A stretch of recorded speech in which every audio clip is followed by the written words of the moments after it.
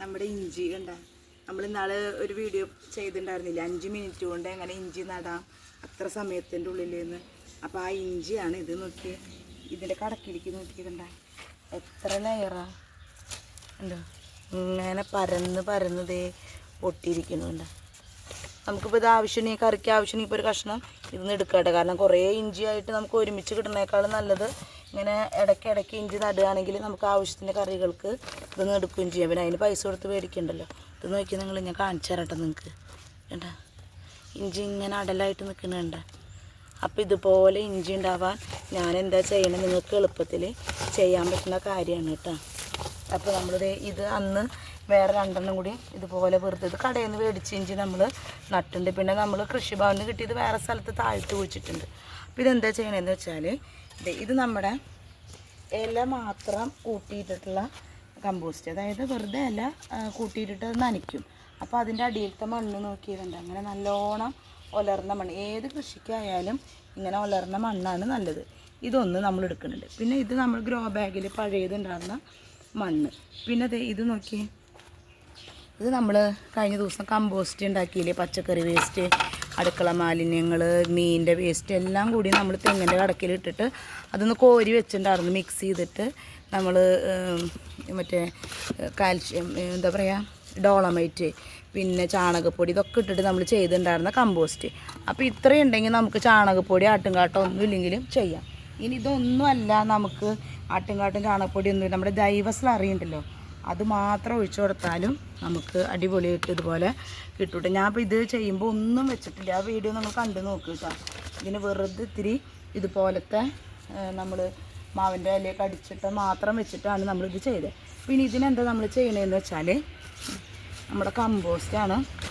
ആ കമ്പോസ്റ്റ് ഇതിൻ്റെ മുകളിലേക്ക് ഇട്ട് കൊടുക്കുക. എന്താ കമ്പോസ്റ്റ് ഇട്ട് കൊടുക്കുക. ഗ്രോ ബാഗിൽ വെച്ചാൽ കുറച്ചും കൂടി നല്ലതാണ്. വേരുകളുണ്ടെങ്കിലേ താഴ്ത്ത് വെച്ച മരത്തിൻ്റെ വേരുകളൊക്കെ ഉണ്ടെങ്കിൽ നമുക്ക് ബുദ്ധിമുട്ടാണ്. ഇത് ഇങ്ങനെ ചെയ്ത് കൊടുക്കാം. കമ്പോസ്റ്റ് വേണമെങ്കിൽ കുറച്ച് ചപ്പ് ചവറ് ദ്രവിച്ചത് ഇങ്ങനെ ഇട്ട് കൊടുക്കാം. ഇത്രയേ ഉള്ളൂ കേട്ടോ നമ്മുടെ ഇഞ്ചിയുടെ പരിപാടി. അപ്പോൾ ഏറ്റവും എളുപ്പത്തിൽ നടാൻ പറ്റുന്നതും നമുക്ക് വിളവെടുക്കാൻ പറ്റുന്നതൊക്കെയാണ് ഇഞ്ചി. അപ്പോൾ ഇതുവരെ ഇഞ്ചി കൃഷി ചെയ്യാത്തവർ വേഗം ഒരു കഷ്ണം ഇഞ്ചി അടുക്കളയിൽ നിന്ന് എടുത്തിട്ട് നമ്മൾ മുമ്പ് ചെയ്തിട്ടുണ്ട് എങ്ങനെയൊക്കെയാണെന്ന് മുളപ്പിക്കുക എളുപ്പത്തിലെന്ന് അതുപോലെ ചെയ്യാനായിട്ട് പരിശ്രമിച്ചോളൂ കേട്ടോ. നോക്കിയിട്ടുണ്ട് ഇത്ര എളുപ്പമാണ്. 5 മിനിറ്റും കൂടി വേണ്ട ഇതിനൊന്ന് കയറ്റി പൊതിയിട്ട് കൊടുക്കാൻ. അപ്പോൾ നമ്മൾ കുറച്ചും കൂടി നമുക്ക് ഈ കമ്പോസ്റ്റിൻ്റെ ഇട്ട് കൊടുക്കാം. പിന്നെ വേറെ ഒരു പശുമേടി ആവശ്യമില്ല കേട്ടോ. പിന്നെ ജൈവ സ്ലറി നമ്മൾ ഉണ്ടാക്കുന്നത് കാണിച്ചിട്ടുണ്ടായിരുന്നല്ലോ, അതിൽ നിന്ന് വേണമെങ്കിൽ കുറച്ചെടുത്തിട്ട് ഒരു മാസത്തിലൊരിക്കൽ ഒന്ന് ഡൈല്യൂട്ട് ചെയ്ത് ഒഴിച്ചാൽ മാത്രം മതി കേട്ടോ. ഇഞ്ചി കൃഷി റെഡിയാവും. പിന്നെ നമ്മൾ തണലത്ത് വെക്കണം. എന്താ തണലുള്ള സ്ഥലങ്ങളിൽ ഇതിങ്ങനെ വെച്ചാൽ ബോർഡറിൽ വെച്ചത് നല്ല ഭംഗിയാണ്. ഇനി ഇതിനൊരു വരുന്നൊരു രോഗമാണ് ചീച്ചൽ.